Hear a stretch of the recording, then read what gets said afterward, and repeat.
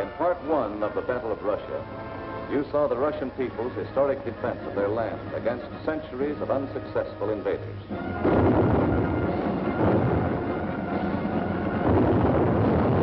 You also saw how after 5.5 months of Nazi blitz, the Russians stopped Hitler at the very gates of Moscow, and how, in spite of Hitler's prediction that by December of 1941, the swastika would fly over the Kremlin towers. December had come, but it wasn't the swastika that flew over the Russian capital, and it wasn't the Nazi conquerors who marched through the streets of the ancient city, but fresh reserves of the Red Army on their way to reinforce and relieve the front lines.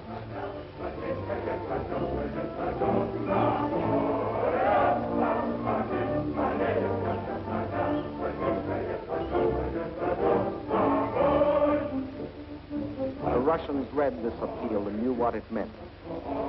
They remembered that in their past history, the time always came when they could turn and strike back.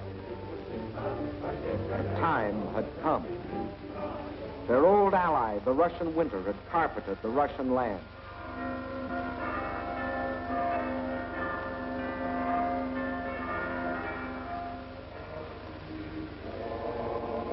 And while in the churches of Russia, men of God prayed for victory against the invader,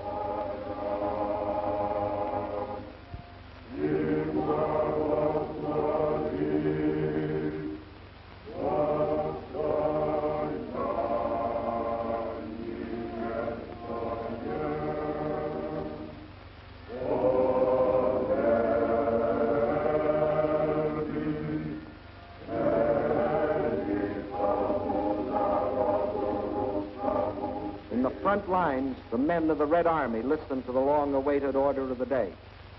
The whole world is looking to you to destroy the German hordes. The war you are fighting is a war of liberation, a just war. Death to the German invaders. Fighter command ready. Bomber command ready. Parachutists ready. Artillery in position. Tanks manned. Cavalry in position. Infantry ready. Beyond those hills is the enemy.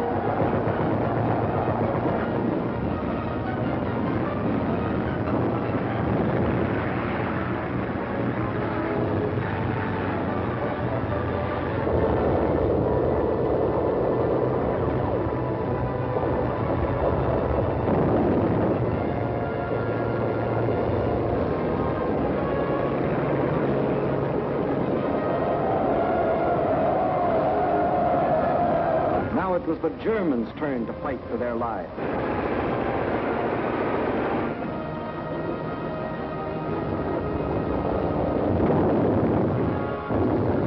Now, for the first time, it was the German army that retreated.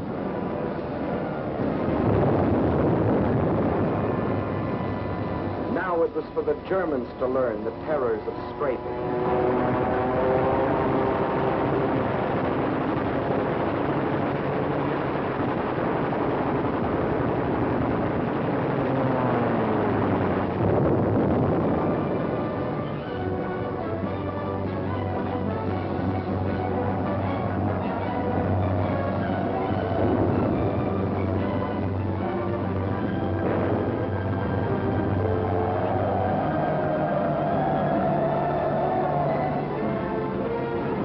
Village after village, town after town, on the Red Army swept through the country which for days and weeks had been under the invaders' yoke.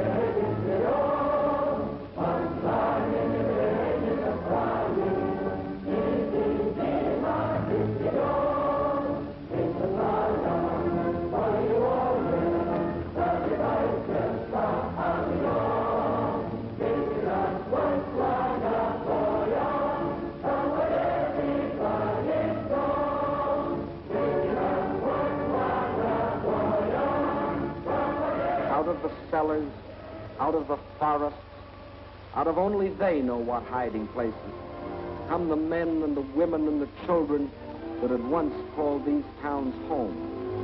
Soldiers and guerrillas find wives and mothers. Friends are reunited. There is thanksgiving in their streets, thanksgiving in their hearts. But there is also something else, something they will never forget, their ruined homes. The shattered towns they once had known as thriving and prosperous communities. They stand gutted now, ghostly relics of what they once had been. Nothing has been spared.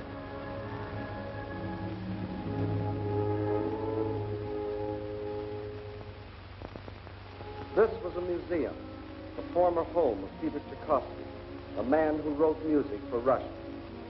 Music that sought the heart of his own people. And because it found that heart, it found the hearts of people everywhere. This piano concerto.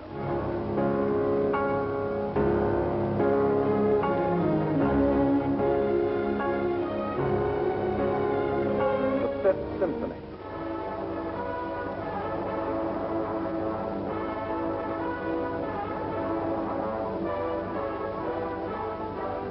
The Sixth Symphony.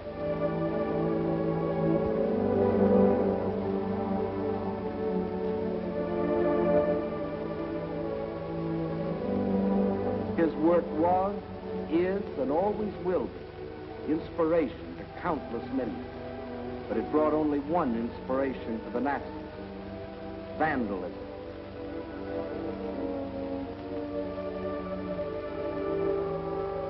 And this is the home of Leo Tolstoy, the author of the immortal novel, War and Peace. His home, too, was a museum, until the Germans came. And this is Tolstoy's grave. If the Nazis buried nearby had read his famous book, they would have learned their fate beforehand. But there were other dead the Nazis didn't bury. Russian dead. They weren't soldiers, and they weren't killed in battle.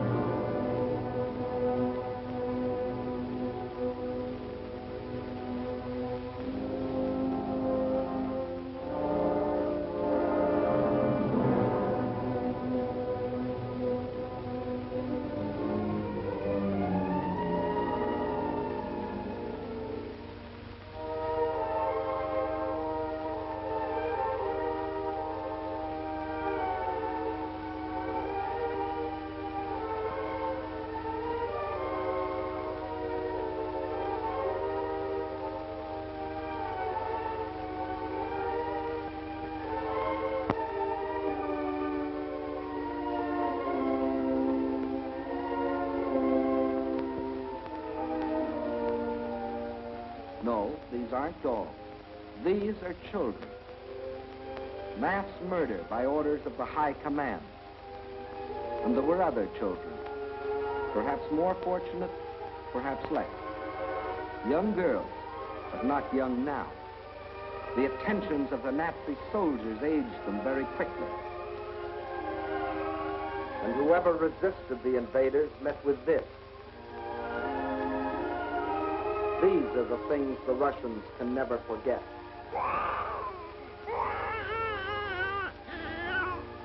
These are the things the Russians will never forget.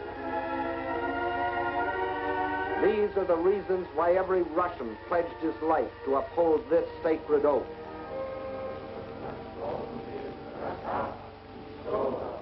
За смерть детей и матерей наших. За смерть детей и матерей наших.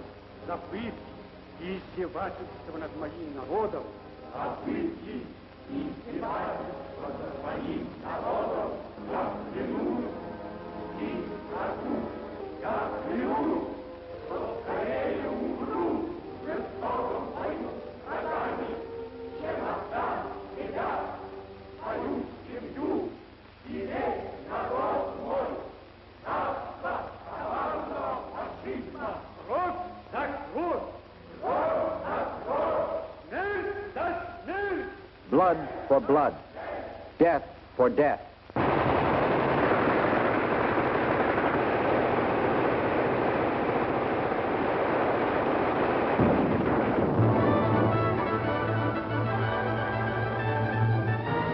That is the reason the Russians smashed on, deeper and deeper, along the entire front from Rostov to Leningrad.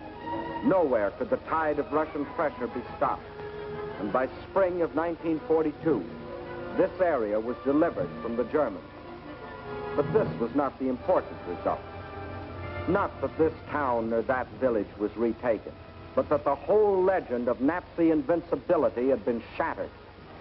German armies could retreat too. German armies could be defeated. German troops could be captured.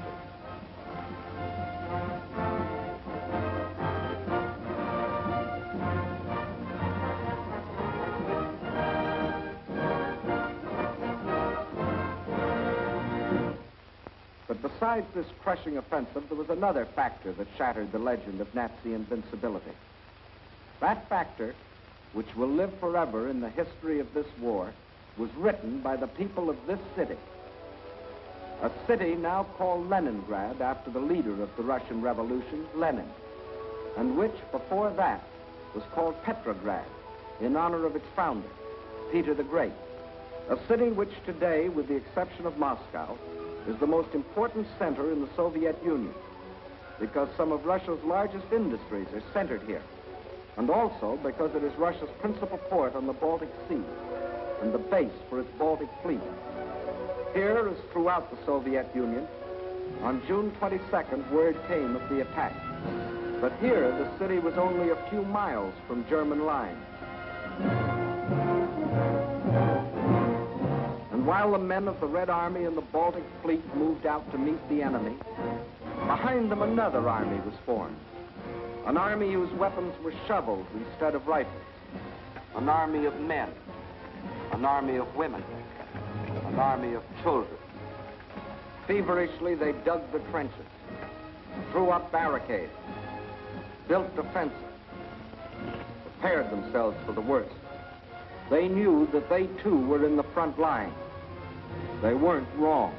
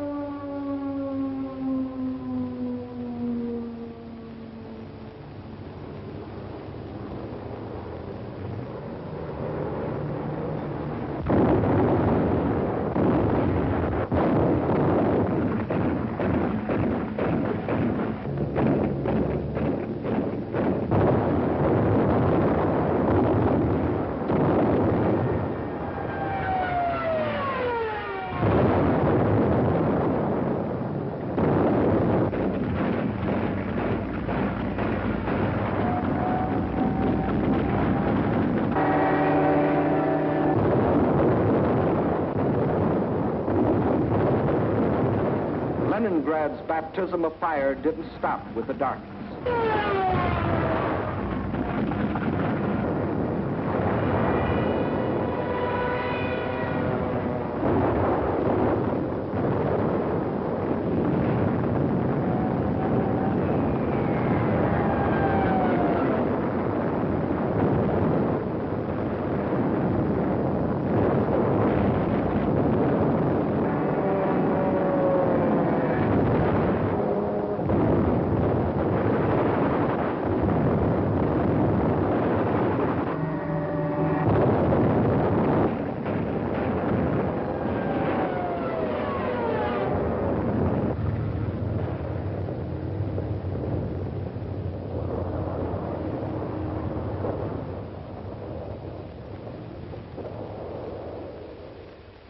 Finally, the morning comes, and the people of Leningrad dig themselves out from the ruins.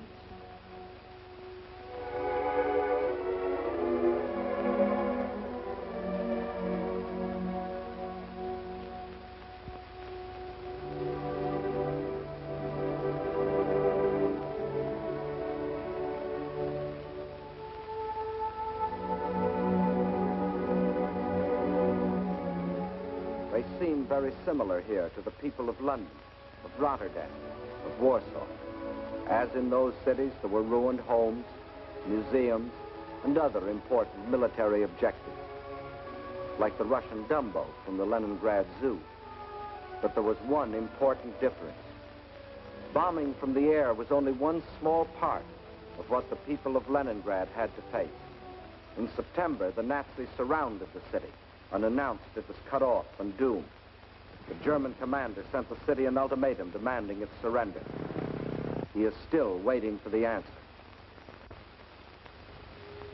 Thus began the siege of Leningrad, a siege that was to last for nearly 17 months. In Leningrad, as everywhere else in Russia, the winter came early that year. A cold, hard winter, the hardest in years. But here, unlike everywhere else in Russia, the winter wasn't an ally, but an enemy. Here, the 10, 20, 30 below zero temperatures could only mean more suffering, more hardship. In the trenches outside the city, trenches of snow and of ice, the defenders stuck firm to their oath, to die if necessary, but not to go backward one more step. And the enemy, in spite of all its efforts, was stopped at the very gates of the city. A city now facing disease, famine, destitution. There was no oil for fuel, no power for the electric line, but the people defied the elements and trudged the necessary miles to lathe and workbench.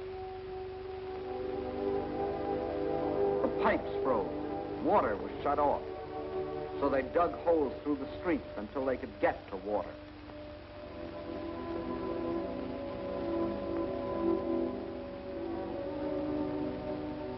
There was no food, and the whole city went on starvation rations. A factory worker got 8 ounces of bread a day. Everyone else, child and adult alike, only 4.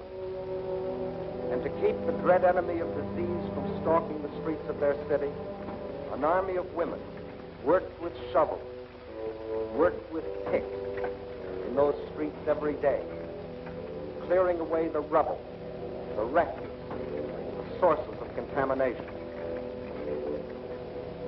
Bombs from the air couldn't force the defenders of Leningrad to surrender. Winter couldn't do it. Hunger couldn't do it. So the Germans decided to shell them into surrender.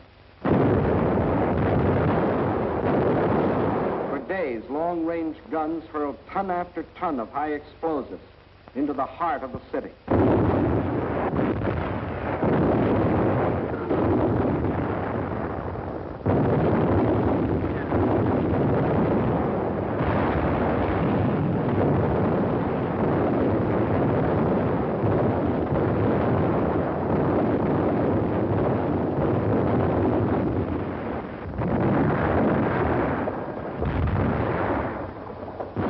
The more the people of Leningrad were shelled, the harder they worked.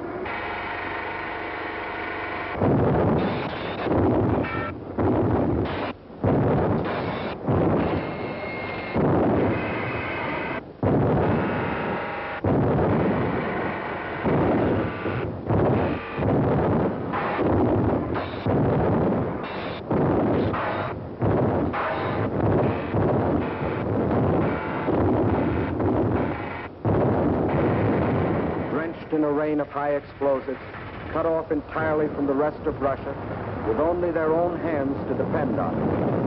Their determination never faltered. Every day, more people died of cold, disease, hunger. This was Leningrad in its darkest hour.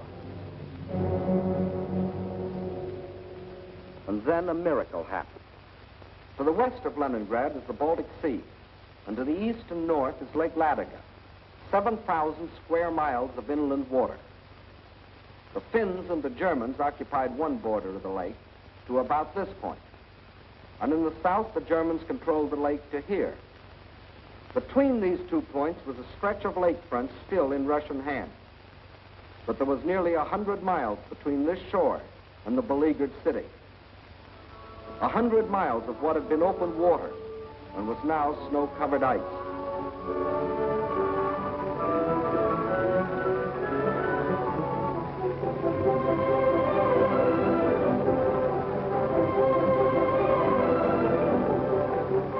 Across this frozen surface now went tractors, sledges, carving a road across the lake. And soon across this highway, from the far side of the lake, poured a stream of trucks, bringing in food, oil, grain, fuel, truckload after truckload of fresh light for the people of the city.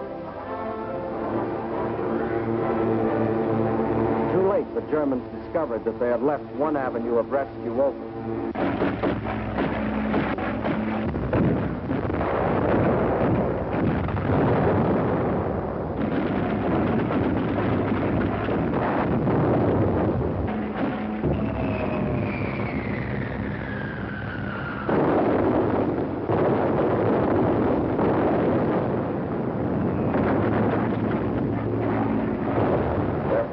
Bombed the road, but the trucks kept rolling, by day and by night.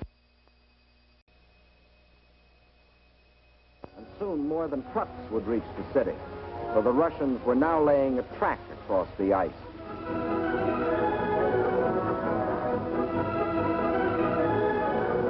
To the heroes of Leningrad, says the inscription on this locomotive as it starts its pioneer voyage.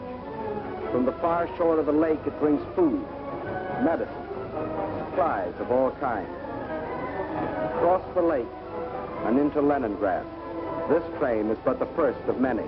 Trains that not only brought in supplies, but that could take out the wounded, the sick women, the half-frozen children. All those that needed better care. All winter long, the lake traffic continued. And all through that terrible winter, the men of the Red Army, outside the city, found the strength not only to defend, but to attack. Time after time, they hurled themselves against the invader, driving him inch by inch back from the city's outskirts.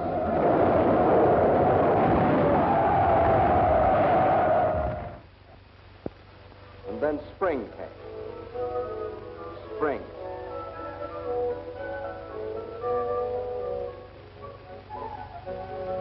Outside Leningrad, the snows begin to thaw, and German bodies are washed from their icebox graves, mute evidence of Russian tenacity. The warm breath of spring is felt, too, on the frozen surface of Lake Ladoga, but the trucks continue to roll, even though the ice is melting beneath them.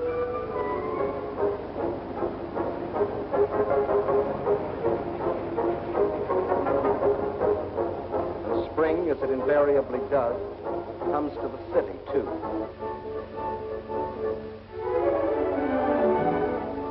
But spring is more than a new season to the people of Leningrad. It's a new life. The city begins to breathe again. For the first time in months, the trolleys ran.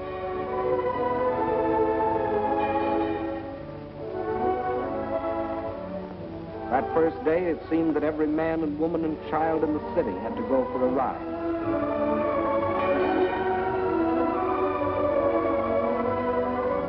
life again. Life for the Leningrad children that weren't killed by Nazi bombs or by the horrible winter. Life for the Russian WACs, the women of the Red Army. And for the Russian waves, the women of the Red Fleet. And for the sailors of the fleet themselves, the artists of the famous ballet theater have come to offer entertainment.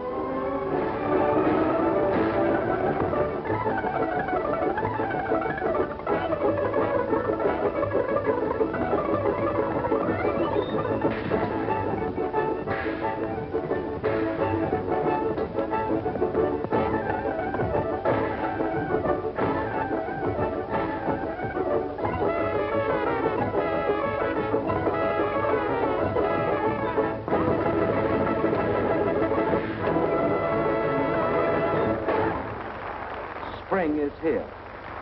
Summer is coming. And Leningrad is still free.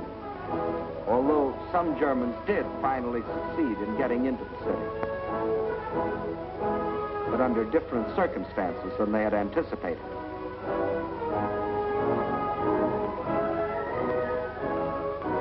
Yes, here too the legend of Nazi invincibility was shattered. Against the iron will and courage of a determined people. The citizens of Leningrad have proved that generals may win campaigns, but people win wars.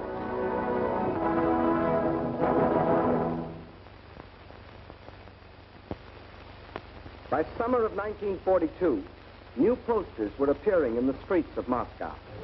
Posters that greeted and welcomed their allies. Allies whose help was already arriving in Russian ports. Allies whose friendliness had sent drugs and food and warm clothing to help sustain them in their darkest hour. But in spite of all this, the staff of the Red Army knew that they still faced the most powerful enemy in history, and that enemy would attack again. But when this attack came, the whole German strength was to be concentrated on one objective: the Caucasus and oil. The Caucasus Mountains represent one of the toughest military obstacles in the world. Towering peaks rising to heights of as much as 18,000 feet, with only one practical highway traversing them. And Baku, the biggest oil field, is on the other side. To reach Baku, the only feasible military route was along the coast to the Caspian Sea. But the map shows what a dangerously extended supply line this would entail. To make the operation a success for the Germans, the first necessity was control of the northern hub of the rail lines of the area and a new base of operations. That hub was a Volga River port we have come to know well, Stalingrad, named for Russia's present leader. The pride of this generation of Russians, for it was their city, built in their time. With the capture of Stalingrad, the Nazis would have a base from which to launch a flanking attack on Moscow. With one master stroke, the Russian armies to the south would be cut off from help. And in the north, Russian factories, Russian farms, and Russian armies would be practically cut off from Caucasus oil, and also from American and British supplies, which were shipped to Russia through Iran and Iraq. German control of the entrance to the Volga and its two main ports, Astrakhan and Stalingrad, would be a crippling blow for Russia. For the Volga is the vital artery through which flowed the lifeblood of supply. Early in May, the German offensive began along a front extending from Kursk to the Crimea. Within 2 weeks, the Nazi steamroller had overrun the Kerch Peninsula, although 2 months more were to elapse before embattled Sevastopol finally fell, giving the Nazis complete control of the Crimea and the southern route to the Caucasian oil fields. Next, they started to drive further north and drove through to the Don River in the area of Voronezh, then spread south and east until they occupied the whole area from the Don River south to Rostov. This left them in perfect position to strike against Stalingrad. Further and further south, the drive plunged on, and by the end of August, they had captured the oil fields at Maykoff, needless to say, first demolished by the Russians, and reached the northern Caucasus. Yes, the Germans were only a few miles from their goal, the oil fields at Baku, but two barriers still stood between them: Russian mountains and Russian determination.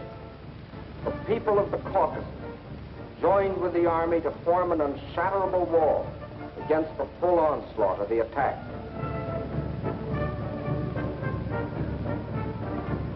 Further north, the Nazi pincers were within 15 miles of Stalingrad. This city had become the focal point of the whole campaign. Regardless of the cost, Stalingrad must be captured. Those were the German orders. Fire! Fire! German guns, German bombs shattered the city into pieces.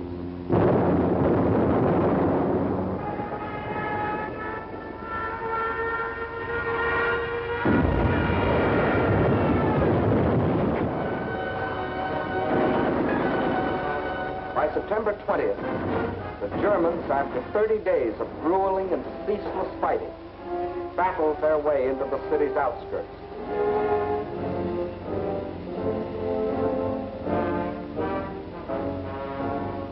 By the end of the month, their drive had carried them through the whole northwest section of the city and into occupation of part of the center, including the railroad station. On the last day of September, Hitler announced that the fall of the city was only a matter of a few days. Once more, the world was afraid a Russian campaign was lost. But once more, the Germans were to stand on the very threshold of victory and still fail. For now, they were to meet a fire of fury such as they had never known.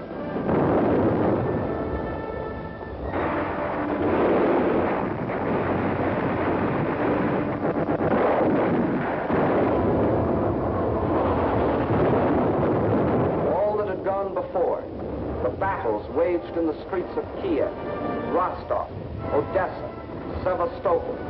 These were all preludes to what happened in Stalingrad.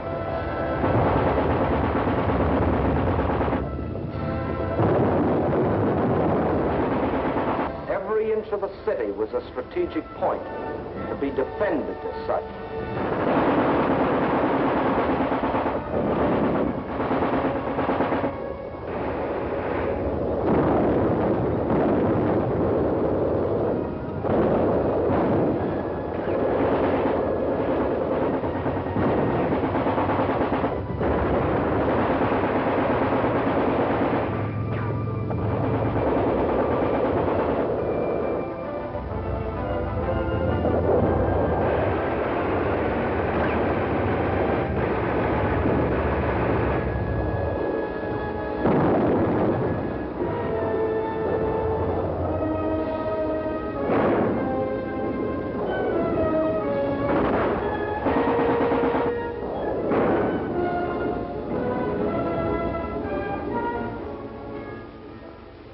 By the end of October, snow covered Stalingrad. From the air, the Germans tried to force the surrender of the Russian-held part of the city.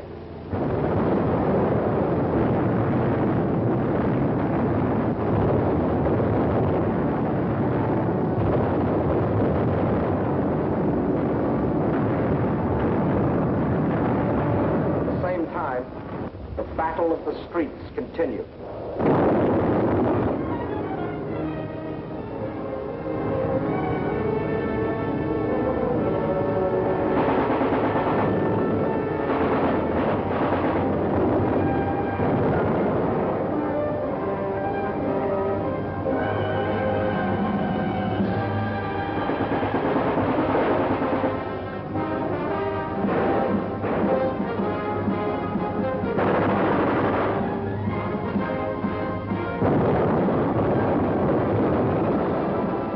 November dawned, the Russians were no longer defending their city inch by inch.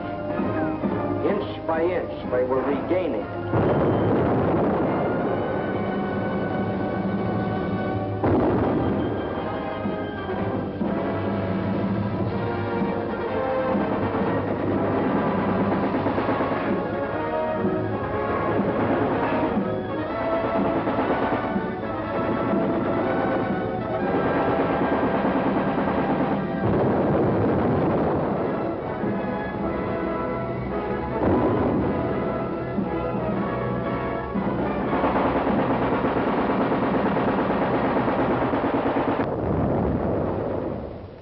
now, as the whole world spoke in admiration of the city of steel, the ticker tape brought us breathtaking news. American and British troops had landed in and occupied North Africa. Further east, the British 8th Army was driving westward, pursuing the vaunted Africa Corps. And in the northeast, the Red Army had launched its smashing counteroffensive. The Germans were learning the real meaning of the word combined operations. As though a spring had been released, the Russians attacked along the entire front. In the far north, the Germans felt the first impact as the Russians recaptured Schlüsselburg, breaking the Axis ring around Leningrad. Soon after, another offensive lashed out further south, bypassing the Germans' defense position of Rzhev and plunging down to Veliki Luki. Still another Russian blow fell in the Voronezh area, pushing a threatening spearhead deep into the German line. In the far south, the Germans were moving away from Grozny instead of toward it, under the force of the Russian attack. At Stalingrad, the Germans were about to meet new opponents.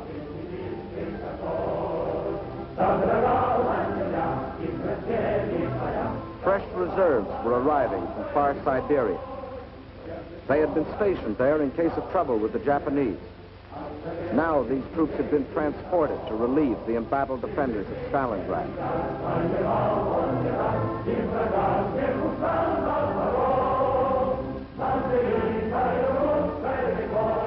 And as the reserves entered the city, at headquarters, the commanders of 3 Russian armies were meeting.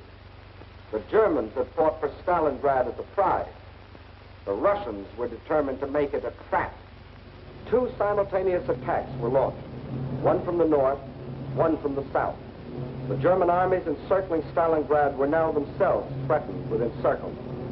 Finally, the 2 prongs met.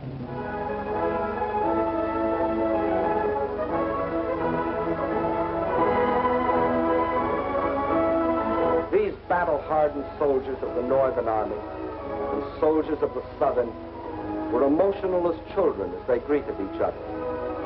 They knew this meeting meant the salvation of Stalingrad and of their country. And on this Christmas of 1942, the people of the Soviet Union can celebrate with happy hearts. They have received a most precious gift from the men of their army, the assurance of ultimate victory. Just as in our hometowns, it is the Children's Day in Moscow. It is a happier Christmas this year. Today, there are no German bombers overhead.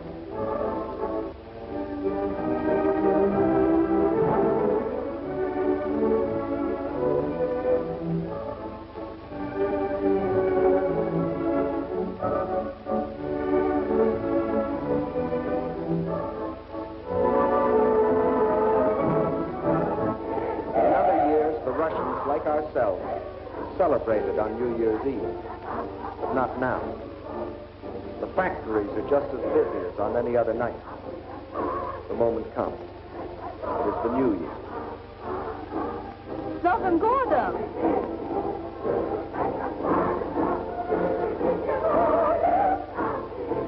And at the front, the greeting is the same, up to a point. С Новым годом, гвардейцы! Огонь!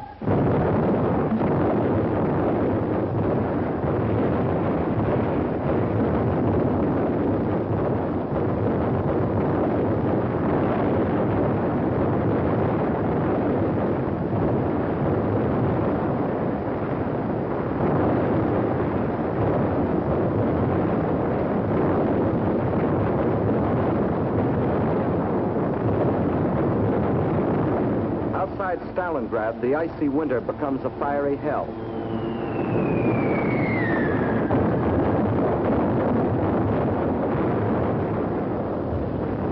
Here are concentrated the latest in Russian equipment. Flamethrowers, ice glider, used here by shock troops to capture airfields in advance of the main army. Rocket guns, Katyusha, the Russians call them.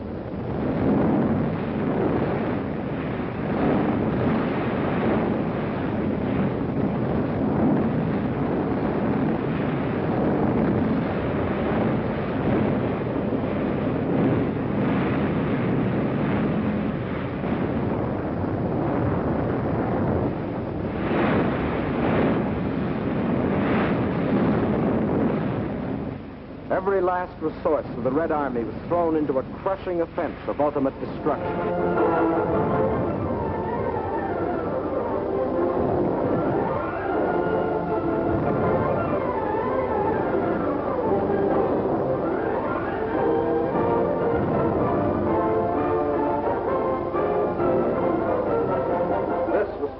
Kessel with a vengeance, but the Nazis were getting Kessel instead of the Russians. And on February the 2nd, 1943, after 162 days of the heaviest fighting in the history of warfare, the last shot was fired. Peace came to Stalingrad. In the shattered streets, the blasted ruins, the ghastly evidence of their ordeal, the defenders of the city greet the rescuing army of the dawn. Stalingrad is free. The Nazis had capitulated.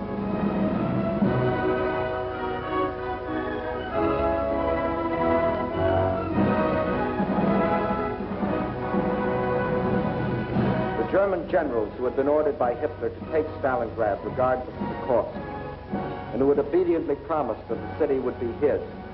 These generals, 24 of them, who had covered themselves with such glory and such mettle on the fields of Poland and Norway and France, they now had only their past glory to comfort. This is Field Marshal von Paulus, Commander-in-Chief of the German armies at Stalingrad. This is the man who told his soldiers that if they surrendered, he would see to it that their families died in reprisal. When he faced his captors, perhaps his worried expression reflected an anxiety that Hitler might take the same revenge on his family. For he knew that when he surrendered, Hitler lost not only a field marshal, he lost an entire army, 22 divisions, 330,000 men. These are the men who had been promised that as conquerors they would winter in Stalingrad. Well, it was winter, and this was Stalingrad. Here were the conquerors.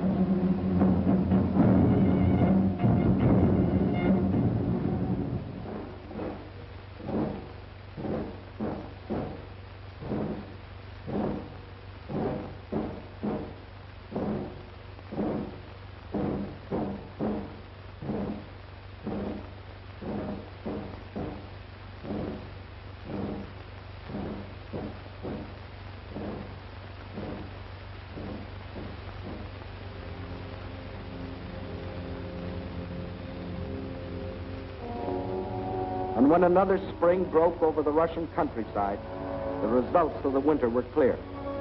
The invader had been driven back far beyond the lines he had occupied a year earlier.